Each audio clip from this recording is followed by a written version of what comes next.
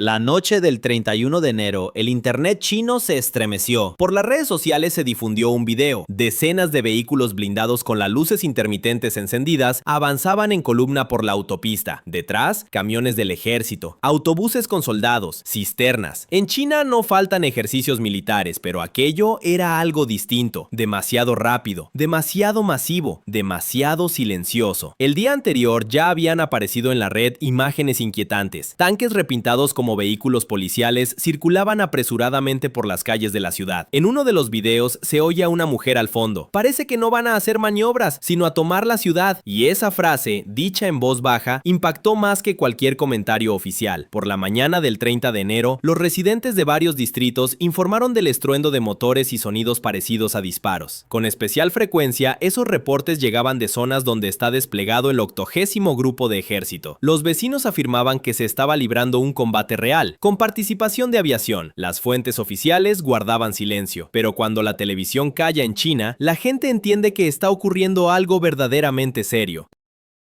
Ese mismo día, en distintas provincias, Hunan, Shandong, Jiangsu, comenzaron a registrarse grandes movimientos de tropas. Los convoyes avanzaban de día y de noche. En algunos videos se veía a hombres uniformados sentados en los camiones, con los rostros cubiertos por máscaras. Ni una sola insignia, ni un solo número. Todo como en una mala película sobre un golpe de estado. Para el 31 de enero quedó claro, no se trataba de una casualidad ni de maniobras planificadas. Era una movilización. ¿Pero contra quién? Con cada nuevo día surgían más detalles. En la provincia de Anhui, la gente escribía que en las estaciones ferroviarias se descargaban trenes con equipo militar. En otras regiones se veía cómo los blindados rodeaban edificios administrativos. En las calles de las grandes ciudades aparecían patrullas con tropas en equipamiento completo de combate. La gente grababa, publicaba, comentaba, pero las publicaciones se borraban rápidamente. Además, en uno de los videos alguien notó que los tanques repintados como policía eran del mismo modelo que utilizaba el ejército en la frontera con la India. Es decir, no era policía, sino el ejército cuidadosamente disfrazado de tropas internas.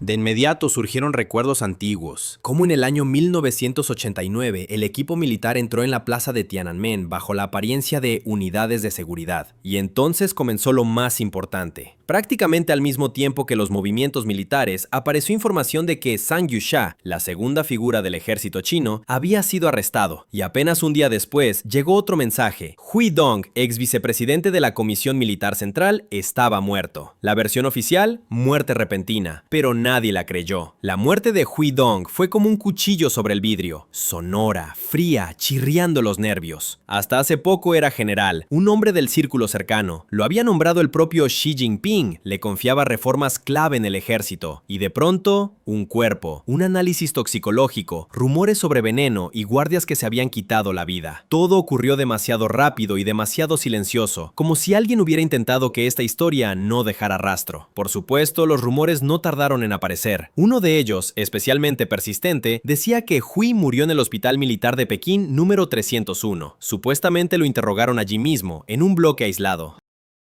La versión suena cruel, pero en el Pekín actual parece bastante plausible. Para evitar la repetición de una amenaza interna, el hospital, según datos no confirmados, fue rodeado por unidades de la Comisión Disciplinaria Militar. Pero, ¿por qué precisamente ahora? La respuesta podría esconderse en otro arresto, Zhang Youxia. Si la muerte de Hui fue ruidosa, el arresto de Zhang fue ensordecedor. No era solo un general, sino el hombre que llevó de la mano al propio Xi en los primeros años de las reformas. Sus familias eran cercanas desde la infancia. Zhang Youxia era considerado el arquitecto informal de la moderna máquina militar china. Su voz en el consejo pesaba más que la de la mitad de los ministros. Y de pronto desapareció. Ni una palabra, ni una imagen, solo silencio. Y unas horas después, un silencio explosivo en los foros militares y en el segmento chino de internet. Quedó claro, no se trataba de una lucha contra la corrupción, era una lucha por la supervivencia. Los días siguientes recordaban a la calma antes de la tormenta, solo que no era una tormenta natural, sino interna del partido, dura, cargada de viejas cuentas pendientes, miedos personales y la sensación de que el aire estaba a punto de arder por la tensión. Inmediatamente después de la muerte de Huey Dunn y la desaparición de Sang Yusha, en distintas ciudades comenzaron a ocurrir hechos que no podían llamarse de otro modo que señales. Las unidades militares empezaron a reforzar la seguridad de sus propios cuarteles generales. En algunas guarniciones llegó desde la capital equipamiento blindado que, en teoría, nunca abandona el área de Pekín. En la prensa no apareció ni una palabra sobre ello, pero testigos escribían en mensajeros. Desde Shijiazhuang, donde tiene su base el 71º Ejército de grupo, se desplazaron columnas hacia las provincias centrales, y no para ejercicios, sino con equipo completo, como expresó uno de los exoficiales. En paralelo, en canales diplomáticos occidentales circuló información. Varios generales del Ejército Popular de Liberación de China, que estaban bajo investigación, fueron hallados muertos. Uno de ellos, Hu Hongjun, subdirector del Departamento Político del Ejército, habría muerto, según rumores, en un centro de detención de la Comisión Disciplinaria Militar. También se le consideraba un hombre de Xi, y aún así se fue, o lo hicieron irse. Esta ola de purgas no parecía una campaña anticorrupción, sino una operación de intimidación. Quienes hasta hace poco eran considerados el núcleo del bloque militar reformista, desaparecían uno tras otro, y en silencio, sin confesiones públicas, sin entrevistas de arrepentimiento, sin sentencias. Solo breves comunicados: apartado, expulsado, hallado muerto. Ese estilo no es solo miedo, es una demostración. A nadie se le permite saber más de lo necesario, ni siquiera a quienes ayer estaban junto al trono. Quienes permanecieron, se callaron. Las tropas, que hasta hace poco veían al Consejo Militar Central como el principal órgano de mando, ya no sabían en quién confiar. Rumores sobre la parálisis de las órdenes empezaron a filtrarse desde dentro. Un oficial retirado que pidió no revelar su nombre escribió en un foro cerrado: las órdenes llegan, pero nadie se apresura a cumplirlas. La gente espera, teme que mañana le señalen con el dedo. Algo así no se había visto en el ejército chino desde hace mucho tiempo, quizá desde los días de la Revolución Cultural. El sistema, construido sobre la lealtad total, falló. Porque si encarcelan y eliminan incluso a quienes estuvieron junto a Xi Jinping desde el inicio de su camino, ¿dónde queda entonces la garantía de que no irán a por los demás? Si cayó Sang Yusha, el hombre al que llamaban el mariscal en la sombra, entonces puede caer cualquiera. En la sociedad, esto tampoco pasó desapercibido, a pesar de la censura, a pesar de los bloqueos, a pesar del trabajo de los departamentos cibernéticos. La gente sintió que estaba ocurriendo algo fuera de lo común. En plataformas como Douyin empezaron a aparecer videos grabados a través de rendijas en las cortinas, columnas, desplazamientos, barrios cerrados. Los comentarios desaparecían, pero el solo hecho de que los videos lograran publicarse ya era una señal. No hay que olvidar que para el 31 de enero ya circulaban entre la población rumores sobre un intento de golpe. Algunos decían que Sang Yusha había intentado obligar a Xi Jinping a retirarse. Otros afirmaban que se trataba de un fallido intento de imponer la ley marcial en Pekín. Parecía fantasioso, pero en el contexto de lo que estaba ocurriendo, resultaba palne posible, porque en ese momento los órganos oficiales se comportaban de un modo sospechosamente silencioso, y aquí aparece un detalle importante.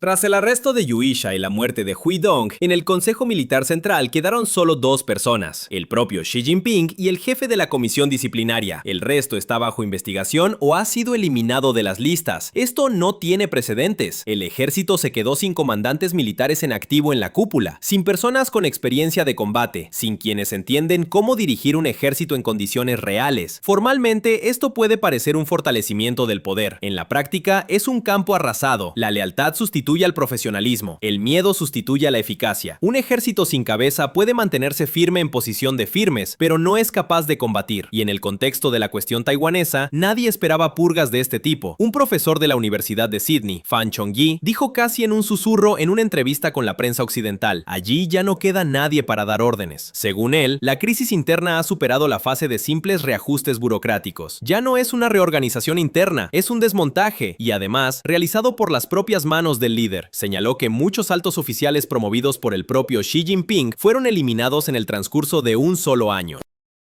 Una parte de los generales simplemente se negó a aceptar nuevos cargos, sabiendo que un paso hacia arriba podía convertirse en un paso al abismo. En esta lógica, el ascenso profesional ya no es un privilegio, sino una condena. Ese es precisamente el estado de parálisis. La gente no quiere volverse visible, y lo más absurdo es que esto se ve no solo dentro de China, sino también desde fuera. En los últimos meses, China ha intentado mostrar al mundo la imagen de una potencia fuerte, capaz de desafiar a Occidente, pero en lugar de eso, demuestra lo rápido que puede debilitarse una estructura construida sobre el miedo. Cada nueva desaparición, cada extraño infarto repentino o envenenamiento con una sustancia desconocida diluyen los propios cimientos de la pirámide del poder. Para Taiwán, Japón, Corea del Sur y todos los países que siguen la actividad militar de China, esto puede ser una buena noticia. Un ejército en el que un general teme a su propia sombra no es capaz de acciones decisivas, pero precisamente en esos momentos, en momentos de fragilidad, el régimen puede optar por una aventura. Porque por dentro todo se desmorona y por fuera es necesario mostrar fuerza. Y aquí está la ironía principal. Al destruir su propio ejército bajo el pretexto de una campaña anticorrupción, el poder no lo depura, sino que lo deja ciego. Ya no quedan quienes estén dispuestos a discutir, objetar, analizar. Solo quedan quienes callan y asienten. Pero, ¿se puede ganar una guerra con personas así? Un conocido empresario chino emigrado a los Estados Unidos de América dijo: el sistema se sostiene únicamente sobre el miedo, pero el miedo no puede mandar una división de misiles, no puede gobernar un submarino, no puede desembarcar tropas. Tarde o temprano, todo esto se derrumbará. Y quizá el 31 de enero del año 2026 entre en la historia precisamente como el punto en el que la grieta se convirtió en fractura. El punto en el que quedó claro, el centro ya no existe. Solo hay un hombre y un ejército que, a partir de ahora, no teme al enemigo, sino a su mirada.